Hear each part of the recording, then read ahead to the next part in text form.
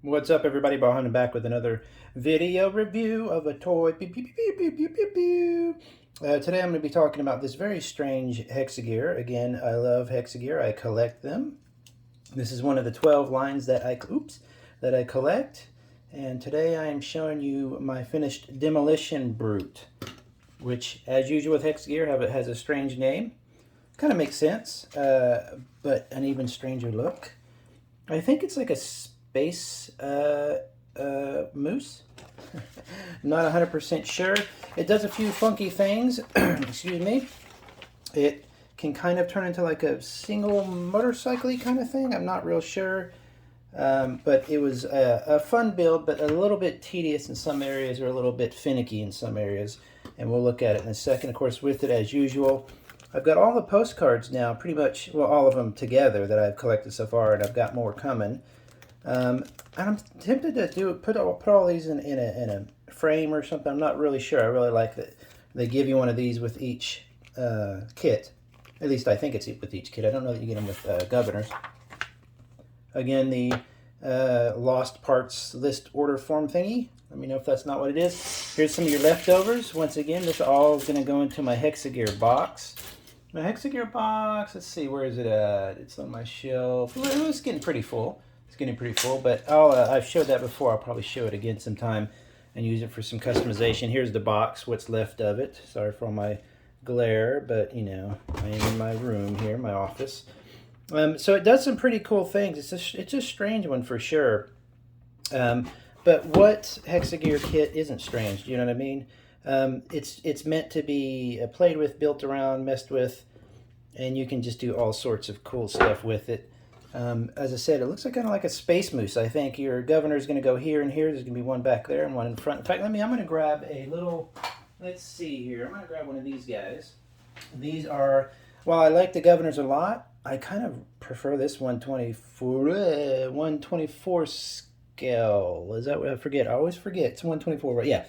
These are 124 as well. They are the armored puppets from number 57 and another brand. I can't remember. I collect these. Well, these are one of the 12 lines. So I kind of prefer having. I've got a bunch of these guys. So if you ever kind of find the governors a bit frustrating, these guys really. Actually, is this a little bit larger? I thought these were 124. Anyway, let me show you the pack of it here. Where did I put it? That's a good question. Here is the armored puppets, 124 scale. I've got an extra box of these. I've got probably three more coming actually from overseas. So these guys are sometimes cool to use for these. I guess he's going to sit down probably in the back here. We'll look at that in a second. As you can see, it obviously has some different things it can do. It has the wheels here.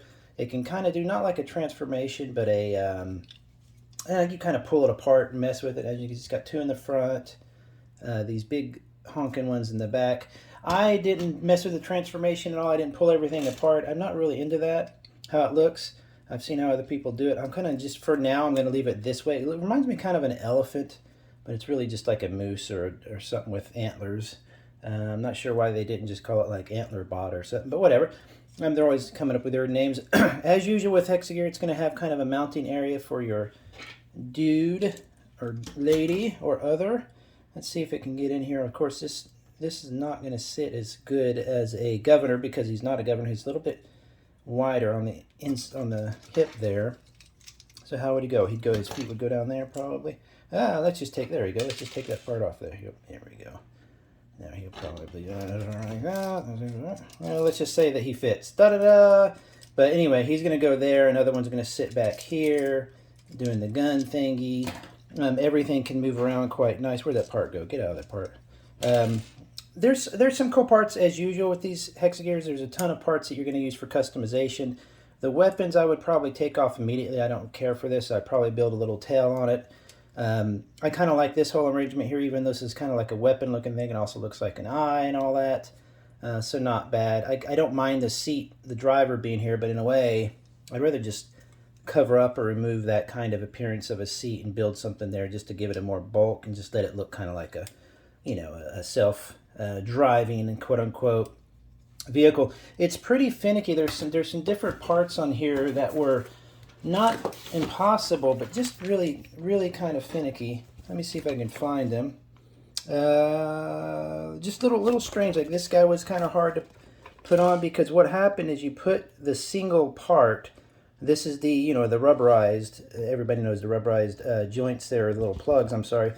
Put it in the hole, and then you plug that into it. And one of the problems is that can actually go out the other side of that and get kind of lost. Excuse me, I'm bumping the camera like usual.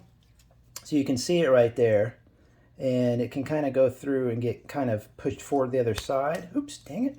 Sorry about that. So it was a bit tedious to get in and out, but you just had to kind of remove it. I think it was that one. If it wasn't that one, it was something similar where it just had a little bit of a problem going through. I can't remember where it was, but you know, as with a lot of these hexagears, the idea is that you're not really going to necessarily keep it how you originally have it. You're going to do some cool stuff with it, pull off different parts, you know, mess with it. I kind of like it more compact looking. Like I said, I'm going to remove this gun part here because I'm just not into the whole weapon thing.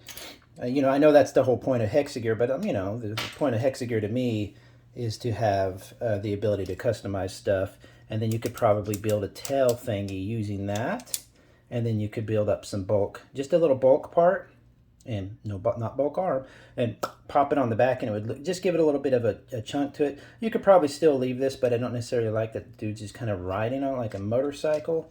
So there's some interesting aspects to it. It does have some cool range of movement. The legs, let me just pull one off here. Let me pull off the front one first. Actually, you can just do it like that. So you just pop that part in there. And you can see, as with all Hexagear stuff, I mean, there's just tons of detail everywhere you look. So it's got like a handle here. It's got all these incredible looking parts. Like you don't even see that stuff until you start taking it apart, and you realize, holy crap, there's just so many little things that I can do with this. You can, even the little clasps here and the little armor flaps and all that, and you've got this little chain brake kind of thing. The feet I thought were kind of small for what they were. And on the Facebook group, the Hexagear Facebook group, I mentioned there was a Real Robotics. They wrote an article saying, you know, what if we did have mechs one day? How could they work, basically? And the Real Robotics guy was saying the problem is you can't have so much weight pressing down on such a small area that it would just simply punch holes in the ground, get stuck. The ground is full of little you know, like little pitfalls and stuff that you don't even notice. That if you, that's why a tank works so well, is it can just kind of crawl over pits and dips and, you know, potholes and all that kind of stuff like that. With these, with something like that, it could just pop right through anything, and then it's stuck on one leg. Again, though, I don't know, you know, I mean, if we're talking realism or whatever, I think what he was saying is that basically you could have one, but you'd have to have some pretty, like, almost snowshoe size feet to not only spread the weight out, but to also make sure it's just not constantly breaking through the earth. Because if you have something this small, maybe this is like a large tractor size, but if you have an actual mech that's 100 foot tall, its feet would just punch right through everywhere and go into basements and stuff. And I really liked that. I thought it was kind of fun. What was cool about it too is that you've got with Hexagear, the bulk arms and stuff, you've got those great big feet that are hovercraft feet, you know, literally. And so you've got, you know, kind of a realistic quote unquote bot there. Again, as you can see, it has all these nice little parts that are just begging for a dry brush or a little bit of paint, even just a little silver coat or something. It's got all these little nice pistons and stuff. So it's a cool looking critter, don't get me wrong, but I'm definitely not going to do much more to it than this for now. And then later I might combine it with something. I don't like the wheels. I don't like it in the wheeled form. It's real tedious to put together, and it's just not really cool. But I like that you can just disassemble, as with all Hexagear, you can just kind of go into it. So pretty cool. It's not bad. I'd say that if you're going to get it, you're going to get it. And this is a good one of the rare Hexagears. Sorry, I'm trying to put this leg back on. You just snap it back in that little section there. Let me see if I can get it to where you can see it whilst I film. Where is it? There it is.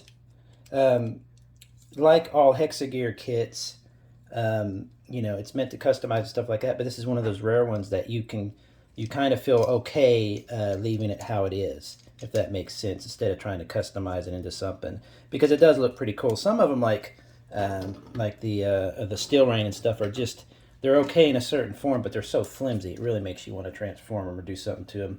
that makes them a little sturdier. So I'll probably add a little section, a little tail and a little section back here, and that's about all I'll do to it. But really kind of a cool thing. It's got these neat weapon thingies here, these antlers and all that. So check it out. It's not very cheap, but I'd say it's definitely worth it. Get a great big box of plastic, a bunch of leftover parts. You got your governor, put him on it, and you're ready to go. Go battle people and stuff. Like, comment, subscribe, all that stuff. Have a good day, everybody. I'll talk to you later. Bye bye.